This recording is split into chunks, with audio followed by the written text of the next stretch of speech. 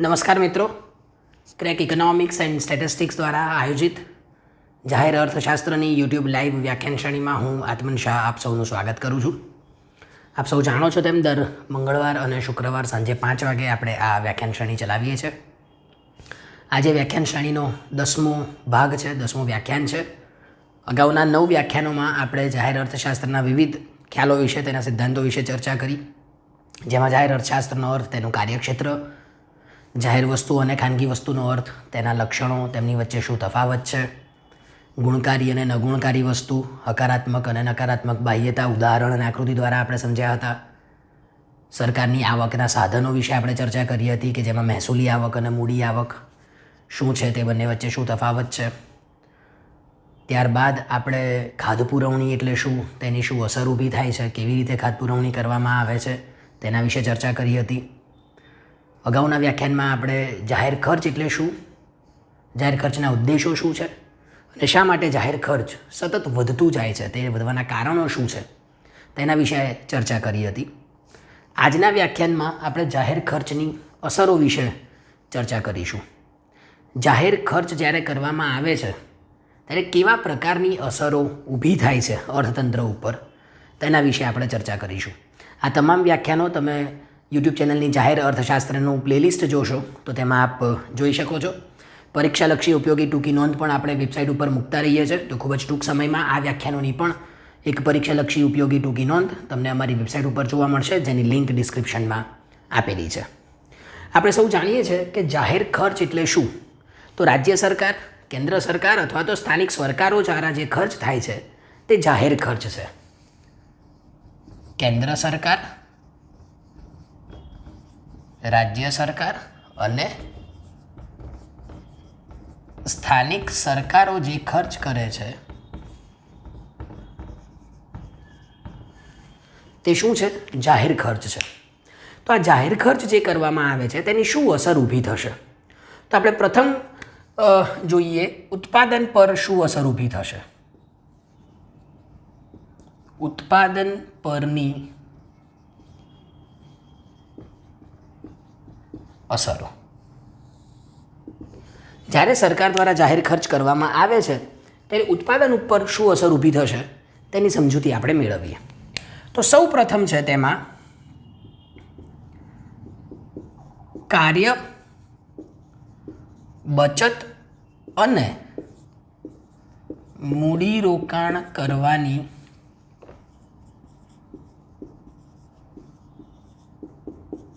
શક્તિ પરની અસરો.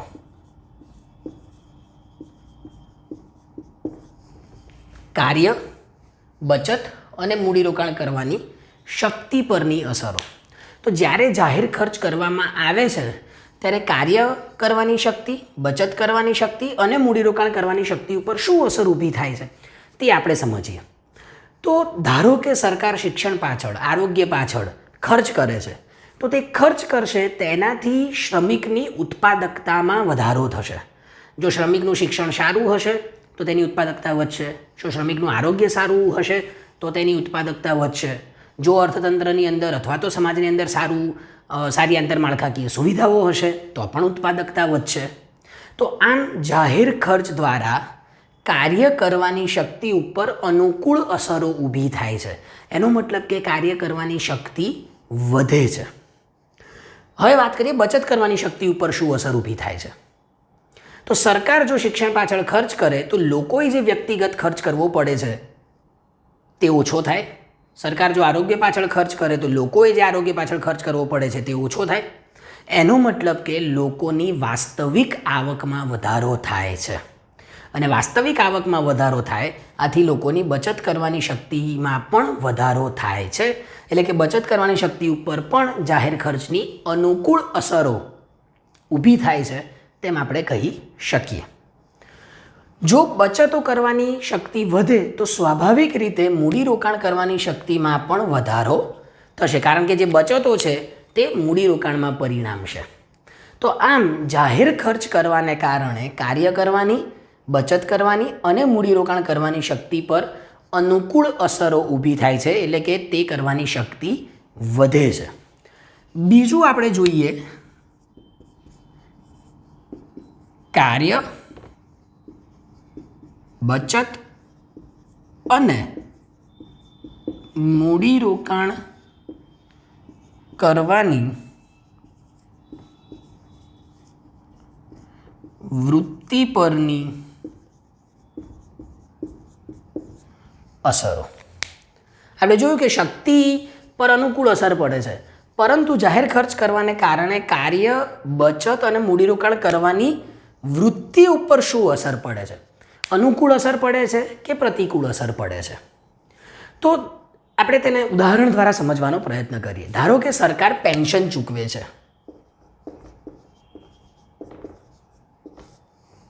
તો તેનાથી શું થશે? જેમને પેન્શન ભવિષ્યમાં મળવાનું છે તે અત્યારે પોતાની બચતો ઘટાડશે, એટલે કે બચત કરવાની વૃત્તિ ઘટે છે, કારણ કે તેને ખબર છે કે ભવિષ્યમાં સરકાર તરફથી અમુક રકમ મળવાની છે પેન્શન સ્વરૂપે. તો એનો મતલબ કે બચત કરવાની વૃત્તિ ઘટે છે. તેવી જ રીતે સરકાર ધારો કે બેરોજગારી ભથ્થું ચૂકવે,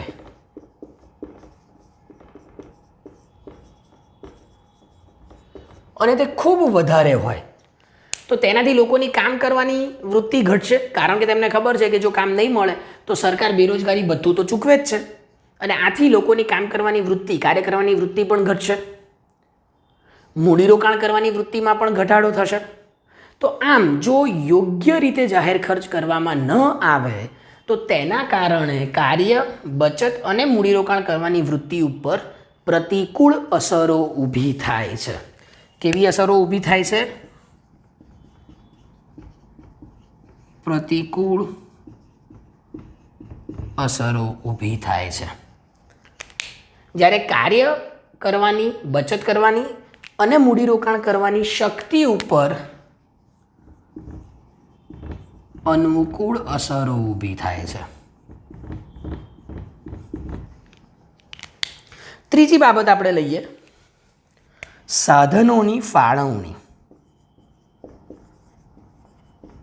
ઉત્પાદનના સાધનોની ફાળવણી. જાહેર ખર્ચ કરવાને કારણે ઉત્પાદનના સાધનોની ફાળવણીમાં શું ફેરફાર થાય છે? તો ખાનગી ક્ષેત્રમાંથી સાધનો જાહેર ક્ષેત્રમાં આવે છે. ધારો કે સરકાર રસ્તા બનાવવાનો પ્રોજેક્ટ બનાવે, અથવા તો મેટ્રો રેલવે બનાવવાનો પ્રોજેક્ટ બનાવે, અથવા તો નવા સ્ટેશનો બનાવે, તો તેમાં ઉત્પાદનના સાધનોની જરૂર પડે છે, અને એ ઉત્પાદનના સાધનો ખાનગી ક્ષેત્રમાંથી જાહેર ક્ષેત્ર તરફ આવે છે. તો તેના કારણે સાધનોની ફાળવણીમાં ફેરફાર થાય છે, તે ખાનગી ક્ષેત્ર તરફથી જાહેર ક્ષેત્ર તરફ વળે છે. તો આમ આપણે ઉત્પાદન ઉપર શું અસર ઊભી થાય છે તે સમજ્યા. હવે આપણે સમજીએ કે વહેંચણી ઉપર શું અસર ઊભી થાય છે. આવકની જે વહેંચણી થાય છે સમાજની અંદર, તેની ઉપર શું અસર ઊભી થાય છે? આવકની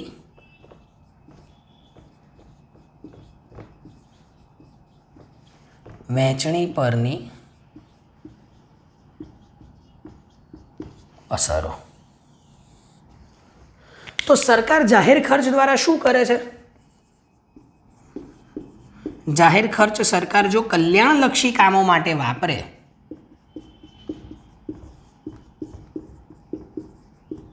કેવા કલ્યાણલક્ષી કામો? જેમ કે ગરીબી નિવારણ,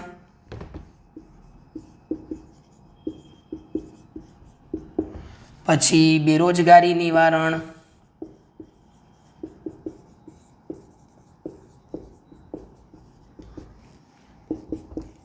શિક્ષણ, આરોગ્ય, આવા કલ્યાણલક્ષી કામો માટે જો સરકાર જાહેર ખર્ચ કરે તો તેનાથી આવકની પુનઃ વહેંચણી થાય છે. એટલે કે સરકાર કર સ્વરૂપે, સરકાર કર કોની પાસેથી ઉઘરાવે? ધનિક વર્ગ પાસેથી, અને તે ખર્ચ કોની પાછળ કરે? આ કલ્યાણલક્ષી કાર્યો પાછળ. આમ સરકાર ધનિક વર્ગ પાસેથી કર ઉઘરાવે છે અને તે રકમ જાહેર ખર્ચ સ્વરૂપે કલ્યાણલક્ષી કામો માટે વાપરે છે, અને આથી સમાજની અંદર જે અસમાનતા રહેલી છે તે દૂર થાય છે.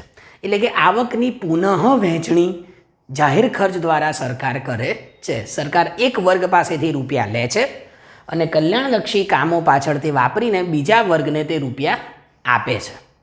આથી જે આર્થિક અસમાનતા છે સમાજની અંદર, અર્થતંત્રની અંદર, તે દૂર થાય છે. ત્રીજું છે રોજગારી પરની અસરો. જાહેર ખર્ચને કારણે રોજગારી ઉપર શું અસર ઊભી થાય છે?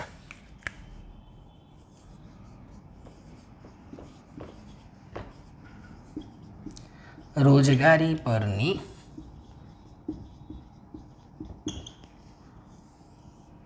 અસરો. તો સરકાર જે જાહેર કામો કરે છે તેમાં ઉત્પાદનના સાધનોની જરૂર પડે છે. ધારો કે સરકાર રસ્તા બનાવશે તો તેમાં શ્રમિકની જરૂર પડશે. સરકાર સ્ટેશન બનાવશે તેમાં શ્રમિકની જરૂર પડશે. સરકાર નવી શાળા બનાવશે, ઉત્પાદનના સાધનોની જરૂર પડશે.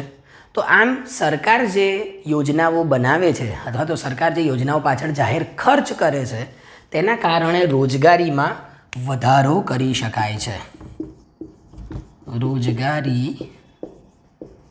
વધારી શકાય. સમગ્રલક્ષી અર્થશાસ્ત્રમાં આપણે સમજ્યા હતા કે કેન્સે જે ખ્યાલ આપ્યો છે કે સરકાર જાહેર ખર્ચ કરે કે જેના કારણે અર્થતંત્રની અંદર રોજગારી વધે, લોકોની આવક વધે અને પૂર્ણ રોજગારીની પરિસ્થિતિએ આપણે પહોંચી શકીએ. તો જાહેર ખર્ચ દ્વારા રોજગારીમાં વધારો કરી શકાય છે. ત્યારબાદ છે આર્થિક વૃદ્ધિ.